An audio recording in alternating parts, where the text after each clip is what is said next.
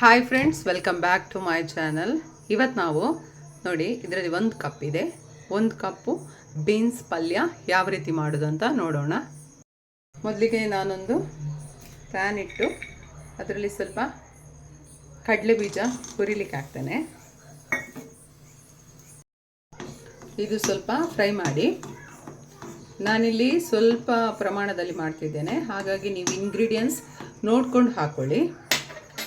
ಇದು ಸ್ವಲ್ಪ ಫ್ರೈ ಆಗ್ತಿದ್ದಂಗೆ ಇದಕ್ಕೆ ಇವಾಗ ನಾನೊಂದು ಬ್ಯಾಡ್ಗೆ ಮೆಣಸು ಹಾಕ್ತಿದ್ದೇನೆ. ಇದು ಅಷ್ಟೇ, ನಿಮಗೆ ಖಾರ ಎಷ್ಟು ಬೇಕೋ ಅಷ್ಟು ನೋಡ್ಕೊಂಡು ಹಾಕ್ಕೊಳ್ಳಿ. ಒಂದು ಸಣ್ಣ ಕಪ್ಪಲ್ಲಿ ತೆಂಗಿನ ತುರಿ ಹಾಕ್ತಿದ್ದೇನೆ. ಇದು ಹಸಿ ತೆಂಗಿನಕಾಯಿ ತುರಿ.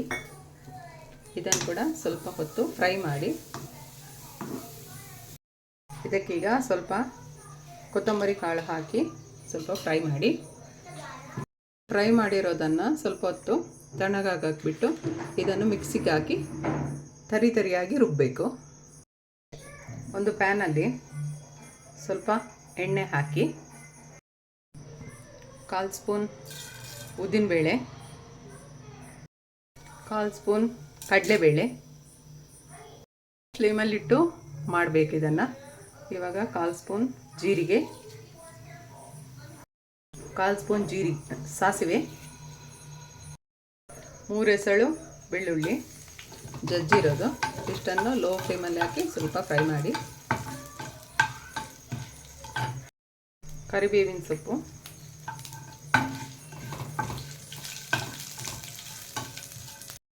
ಇವಾಗ ಇದಕ್ಕೆ ಅರ್ಧ ಈರುಳ್ಳಿ ಹಾಕ್ತಿದ್ದೇನೆ.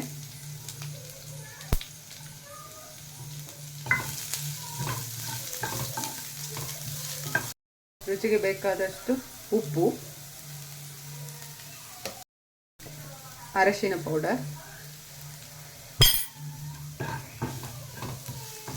ಈಗ ಇದಕ್ಕೆ ಸಣ್ಣ ಕಪ್ಪು ಬೀನ್ಸ್ ಹಾಕ್ತಿದ್ದೇನೆ.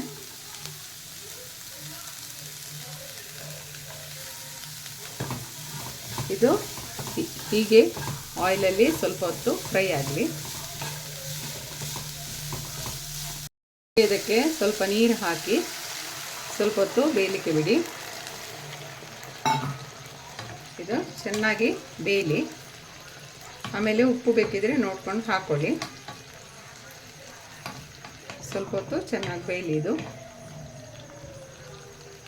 ನೋಡಿ, ಈಗ ಇದು ಬೀನ್ಸ್ ಚೆನ್ನಾಗಿ ಬೆಂದಿದೆ. ಇವಾಗ ಇದಕ್ಕೆ ನಾವು ಫ್ರೈ ಮಾಡಿ ಕಡ್ದಿರೋ ಇದು ಮಸಾಲೆ ಹಾಕುವ. ಇದರಲ್ಲಿ ಬ್ಯಾಡಗಿ ಮೆಣಸು, ಕಾಯಿ ತುರಿ, ಆಮೇಲೆ ಕಡಲೆ ಬೀಜ, ಆಮೇಲೆ ಕೊತ್ತಂಬರಿ ಬೀಜ ಹಾಕಿದ್ದೇನೆ. ಇದನ್ನು ಸ್ವಲ್ಪ ಹೊತ್ತು ಇದರ ಜೊತೆ ಚೆನ್ನಾಗಿ ಫ್ರೈ ಮಾಡಿ. ಇದರಲ್ಲಿ ಬೀನ್ಸಿಗೆ ಚೆನ್ನಾಗಿ ಮಸಾಲೆ ಹಿಡಿಬೇಕು.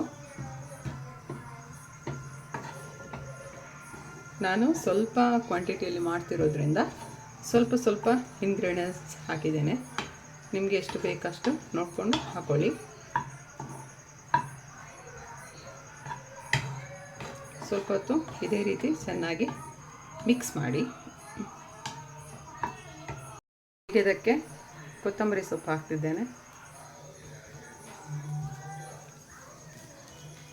ನೋಡಿ, ನಮ್ಮದು ಡಿಫ್ರೆಂಟ್ ಸ್ಟೈಲ್ ಬೀನ್ಸ್ ಪಲ್ಯ ರೆಡಿ ಆಯಿತು. ವಿಡಿಯೋ ಇಷ್ಟ ಆದರೆ ಲೈಕ್ ಮಾಡಿ, ಶೇರ್ ಮಾಡಿ, ಆಮೇಲೆ ಸಬ್ಸ್ಕ್ರೈಬ್ ಮಾಡದೆ ನೋಡ್ತಿರೋರಾದರೆ ದಯವಿಟ್ಟು ಸಬ್ಸ್ಕ್ರೈಬ್ ಮಾಡಿ. ನೋಡಿ, ಅನ್ನದ ಜೊತೆಗೆ ರುಚಿಯಾಗಿರುತ್ತೆ. ನೀವು ಒಂದು ಸಲ ಟ್ರೈ ಮಾಡಿ.